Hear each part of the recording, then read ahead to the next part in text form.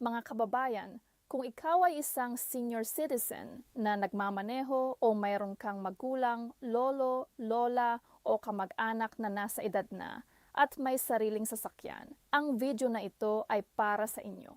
Makinig kayo ng mabuti dahil may mahahalagang pagbabago na naghihintay sa ating lahat simula ngayong taon at kung hindi kayo makakaalam sa mga bagong panuntunang ito, baka may malaking abala kayo sa daan o mas masamang mangyari pa. Kaya naman, heto tayo ngayon para makuha ninyo ang lahat ng impormasyon na kailangan ninyo sa simple at madaling salita nang walang komplikadong legal na wika na mahirap intindihin. Ngayon na rin nating simulan. Una, alamin natin kung bakit may bagong patakaran. Matagal na tayong nakikita ang problema sa ating mga kalsada. Araw-araw may mga aksidente, araw-araw may mga namamatay sa daan. At natuklasan ng Land Transportation Office o ang LTO na kabilang sa mga dahilan ng maraming aksidente ay ang mga driver na hindi na physically at mentally fit para sa pagmamaneho. Ngunit nagpapatuloy pa rin sa pagsakay ng sasakyan nang wala ng sapat na medical clearance. Hindi naman ito ibig sabihin na lahat ng matatanda ay mapanganib sa daan. Malayo sa totoo yon. Maraming senior citizens sa ating bansa ang mga responsableng driver na mas maingat pa kaysa sa mga kabataan. Pero ang katotohanan ay ang katawan ng tao ay nagbabago habang tumatanda. Nagbabago ang paningin, nagbabago ang pagtinig, nagiging mabagal ang reaksyon. At para sa kaligtasan ng lahat, ng senior mismo, ng kanyang pamilya at ng iba pang mga gumagamit ng kalsada, kailangan ng gobyerno na tiyakin na ang bawat lisensyadong driver, anuman ang edad, ay may kakayahang makatawid ng ligtas sa ating mga daan. Kaya naman, bago pa man mag-March 1, 2026, sinimulan ng ipatupad ng LTO ang mga reformang naglalayong gawing mas organisado, mas ligtas at mas modernong sistema ng pagpapalisensya sa Pilipinas.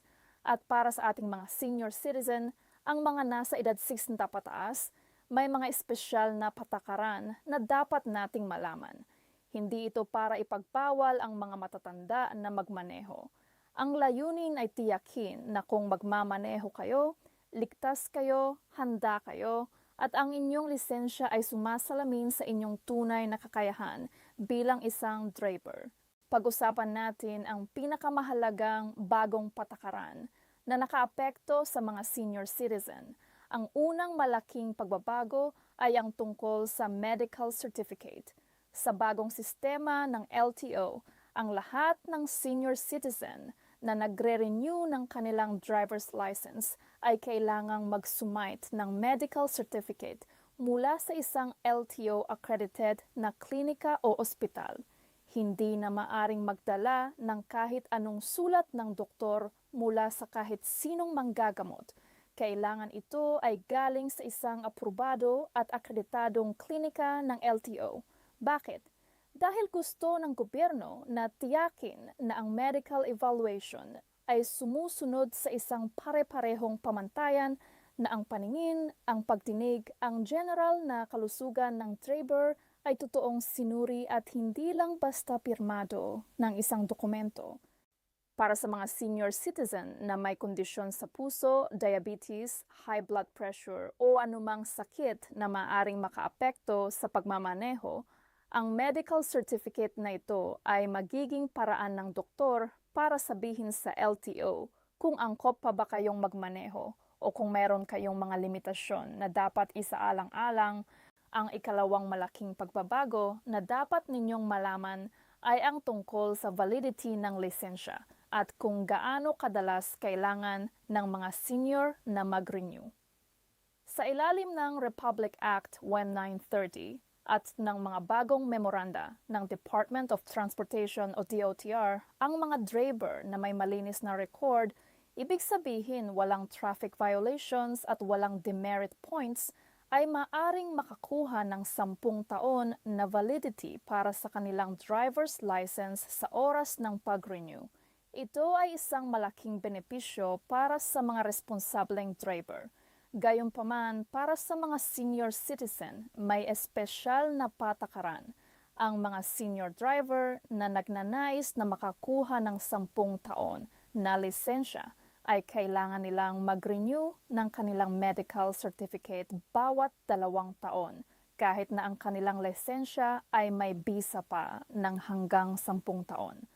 Ito ay tinatawag na periodic medical check.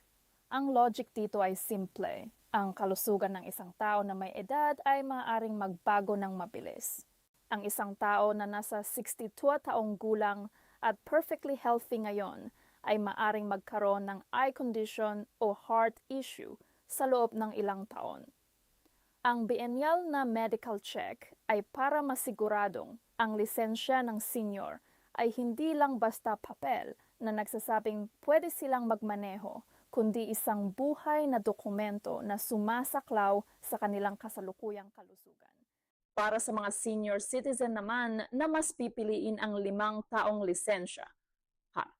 Dahil hindi sila sigurado sa kanilang magiging kalusugan sa susunod na 10 taon o dahil mas gusto nilang mag-renew ng mas madalas para laging updated ang kanilang record, patuloy itong na-avail.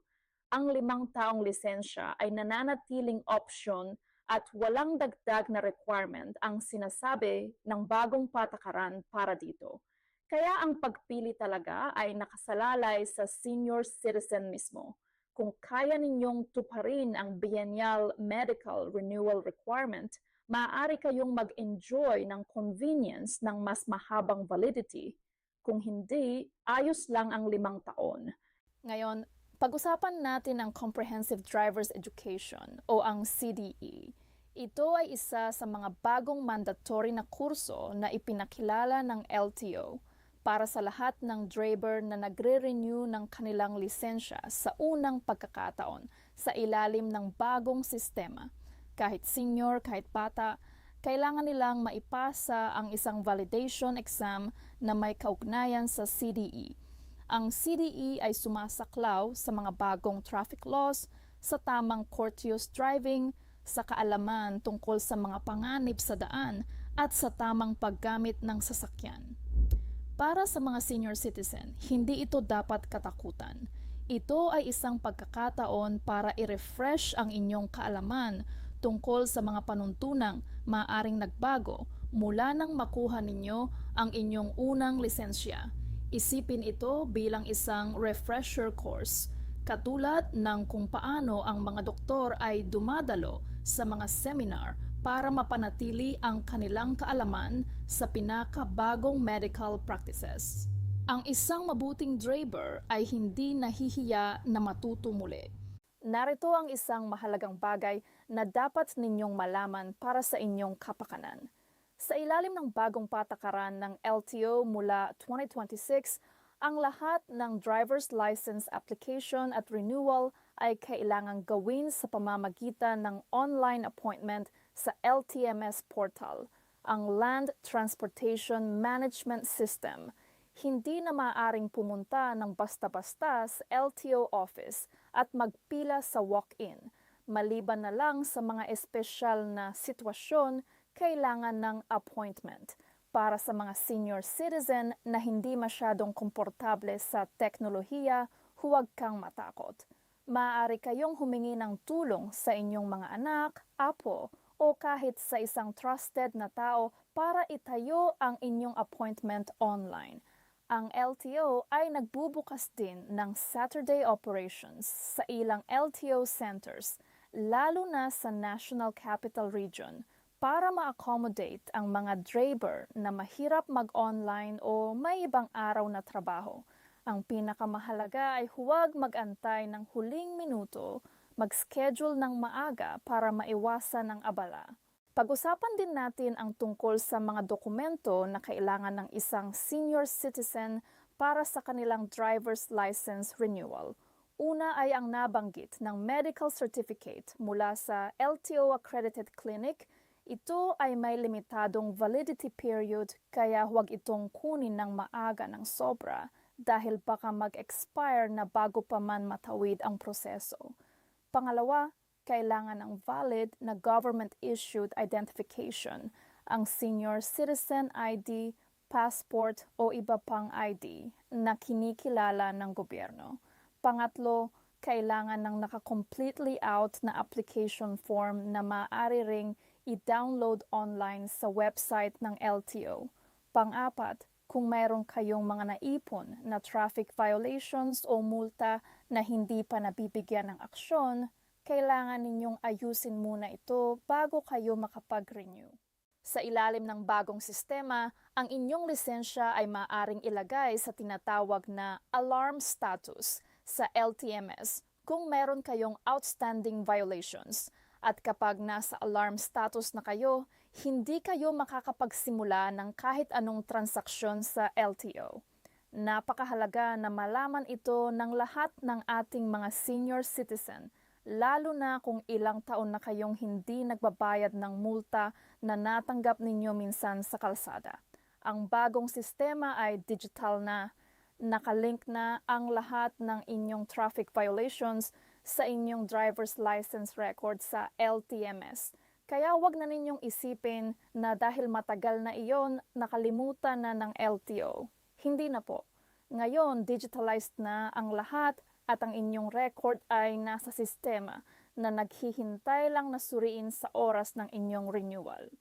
Tungkol naman sa mga bayarin, ang magandang balita para sa ating mga senior citizen ay patuloy na nag-a-apply ang discount na ibinibigay ng batas para sa inyong mga transaksyon sa LTO.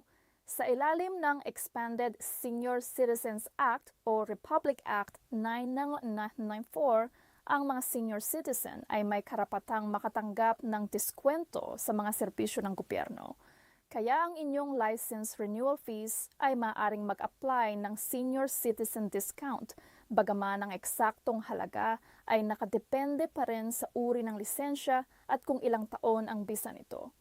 Ang base renewal para sa isang non-professional license na may 10 taon na validity ay nasa 585 o malapit yan, kasama ang computer fees. Para sa mga senior na may discount, maaaring mas mababa pa ito. Ang medical certificate naman ay karaniwang nagkakahalaga ng 400 hanggang 600 at ito ay digital na ang transmission sa LTO para maiwasan ang mga peke o falsipikadong dokumento. Ngayon, pag-usapan natin ang isang bagay na madalas na pinag-aalala ng mga senior citizen at ng kanilang pamilya, ang tungkol sa kung may age limit na para sa mga driver sa Pilipinas. Maraming tao ang naniniwala na may edad na kung kailan hihinto na ang gobyerno sa pagbibigay ng driver's license, katulad ng nangyayari sa ibang bansa. Sa Pilipinas, sa kasalukuyan, walang maximum age limit para sa pagkuha ng driver's license. Ibig sabihin, kahit 75 ka na, kahit 18 na, may karapatang pa rin kayo mag-apply o mag-renew ng inyong driver's license basta makapasa kayo sa medical evaluation at matugunan ang lahat ng requirements. Ang gobyerno ay hindi nagtatanggal ng karapatang magmaneho batay sa edad lamang. Ang tinitingnan ay ang kakayahan at kalusugan, hindi ang numero sa inyong birth certificate. Ito ay isang napakagandang bagay na dapat ipagmalaki ng ating sistema, ang respeto sa kakayahan ng bawat individual anuman ang kanilang edad. Dahil totoo, maraming 70 taong gulang ang mas maingat at mas responsableng driver kaysa sa maraming 30 taong gulang na nag-iiskandalo sa kalsada. Ang pagtutuon ng pansin sa medical fitness at hindi sa edad ay isang matalinong desisyon ng ating gobyerno. Gayunpaman, importante rin nating maunawaan ang mga espesyal na restriction codes na maaring ilagay sa lisensya ng isang senior citizen batay sa kanilang medical evaluation. Halimbawa, kung ang isang senior ay may kondisyon sa kanyang paningin na katanggap-tanggap ngunit kailangan pa ng espesyal na pag-iingat, maaaring magdagdag ang LTO ng restriction code sa kanyang lisensya na nagsasabing Pwede lamang siyang magmaneho sa umaga o habang maliwanag, ang tinatawag na daylight-only driving restriction. Ito ay hindi parusa. Ito ay isang paraan para pahintulutan ang senior na magpatuloy sa pagmamaneho habang tinitiyak ang kaligtasan ng lahat. Kaya kung makita ninyo sa inyong lisensya ang isang restriction code na hindi ninyo nakita dati, huwag panikin. Basahin ito, alamin ang ibig sabihin at sundin ito. Ang pagsunod sa restriction code ay hindi kahinaan. Ito ay responsableng pagmamaneho. Ngayon, maaring nagtatanong kayo, paano naman ang mga senior citizen na ang lisensya ay expired na? Kung ang inyong lisensya ay expired na ng hanggang 2 taon, ang kinakailangan ay muling dumaan sa proseso ng renewal kasama ang lahat ng required na dokumento, kasama na ang medical certificate. Maaari ring kailangan ng isang refresher course o muling pagpasa ng written exam depende sa tagal ng pagka-expire. Kung ang lisensya ay expired ng mahigit 2 taon, mas magiging mahigpit ang proseso. Maaring kailanganin pang pumasa ng practical driving test muli. Kaya ang mensahe dito ay maliwanag, huwag hayaang mag-expire ang inyong lisensya ng matagal. Ayusin ito agad habang may pagkakataon. Para naman sa mga senior citizen na hindi pa nagtatanong kung kailangan pa nilang magmaneho o hindi, pag-isipan din natin ang aspetong ito. May mga sitwasyon na kahit maipasa ng isang senior ang medical evaluation, maaari siyang magreklamo ng mga simptomas na nagpapahiwatig na ang regular na pagmamaneho ay maaaring magsimulang maging delikado para sa kanya.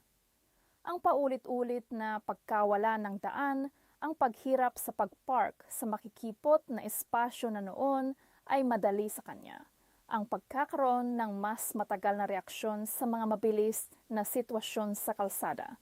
Ito ay mga palatandaan na dapat pag-usapan ng bukas sa pamilya. Hindi dapat ito maging sanhi ng away sa tahanan.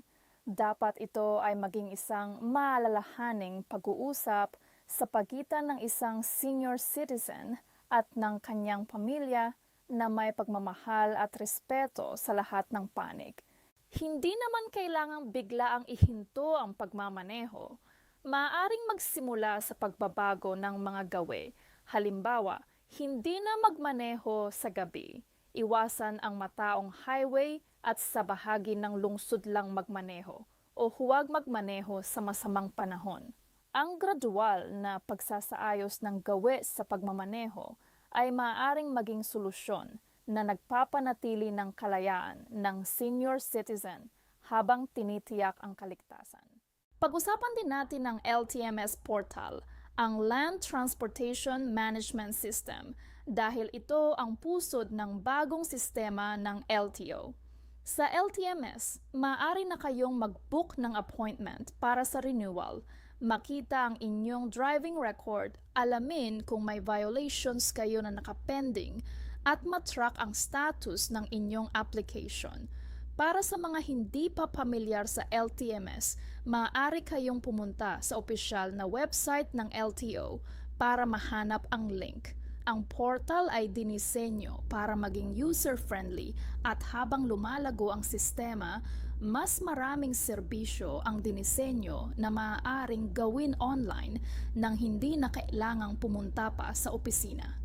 Ang biometrics, gayunpaman ay nangangailangan pa rin ng personal na pagbisita sa LTO branch kasunod ng appointment. Isang bagay na dapat bigyan diin ang bagong patakaran tungkol sa confiscation ng lisensya. Dati, kapag nahuli kang may traffic violation, maaaring agad na kuhanan ng lisensya ang isang driver sa lugar. Sa ilalim ng DOTR Memorandum Circular 2026-01, ang on-the-spot confiscation ng lisensya para sa karamihan ng violations ay suspendido na. Sa halip, binibigyan ng driver ng 15 working days para ayusin ang kanilang violation, magbayad ng multa o dumaan sa tamang proseso. Kung hindi maayos sa loob ng 15 working days, ang lisensya ay maaaring ilagay sa alarm status sa LTMS na hahantong sa 30-day suspension at hindi makaka-renew ng lisensya o makakapagrehistro ng sasakyan. Para sa mga senior citizen, ito ay magandang balita. Hindi na kayo maaagaw ng lisensya sa kalsada ng walang sapat na proseso. Ngunit nangangahulugan din ito ng mas malaking responsibilidad. Kailangan ninyong kumilos sa loob ng 15 days dahil ang alarm status ay seryosong bagay na maaaring makaabala sa lahat ng inyong transaksyon sa LTO. Bilang pagbubuod, nais kong palakasin ang loob ng bawat senior citizen na nakikinig ngayon. Ang mga bagong patakaran na ito ay hindi nilayon para lalong gawing mahirap ang inyong buhay. Ang layunin ay protektahan kayo at ang inyong mga mahal sa buhay at ang lahat ng Pilipino na gumagamit ng ating mga kalsada. Ang medical certificate requirement ay para sa inyong sariling kapakanan. Ang biennial na medical check para sa 10-year license ay para masigurong ang inyong lisensya ay sumasaklaw sa inyong tunay na kalusugan. Ang CDE validation ay para i-refresh ang inyong kaalaman para mas maging handa kayo sa daan. At ang LTMS system ay para bigyan kayo ng mas transparent at mas epektibong serbisyo mula sa gobyerno. Ang mga senior citizen ng ating bansa ay hindi mga segunda-klaseng mamamayan na kailangang takutin o limitahan ng walang dahilan. Kayo ay mga pinagpipitagan ng miyembro ng ating lipunan na may karapatang matreat ng may dignidad at respeto sa bawat pakikitungo sa gobyerno. Kung meron kayong mga katanungan o alalahanin tungkol sa mga bagong patakaran, maaari kayong makipag-ugnayan sa pinakamalapit na LTO office sa inyong lugar o bisitahin ang opisyal na website ng LTO sa lto.gov.ph para sa pinakabagong impormasyon. At para sa mga pamilya ng mga senior citizen, tulungan ninyo ang inyong mga magulang, lolo, lola o matatandang kamag-anak sa pag-navigate ng bagong sistema. Tiyaking alam nila ang mga bagong requirements bago mag-expire ang kanilang lisensya. Samahan sila sa LTO appointment kung kailangan. Tulungan silang i-set up ang online appointment sa LTMS. At higit sa lahat, makipag-usap sa kanila ng may malasakit tungkol sa kanilang kalusugan at kakayahan sa pagmamaneho, hindi bilang isang paraan para bawasan ang kanilang kalayaan, kundi bilang isang pagpapakita ng pagmamahal at pag-aalaga. Ang kalsada ay pag-aari ng lahat, ng bata at matanda, ng mahirap at mayaman, ng motorsiklo at bus.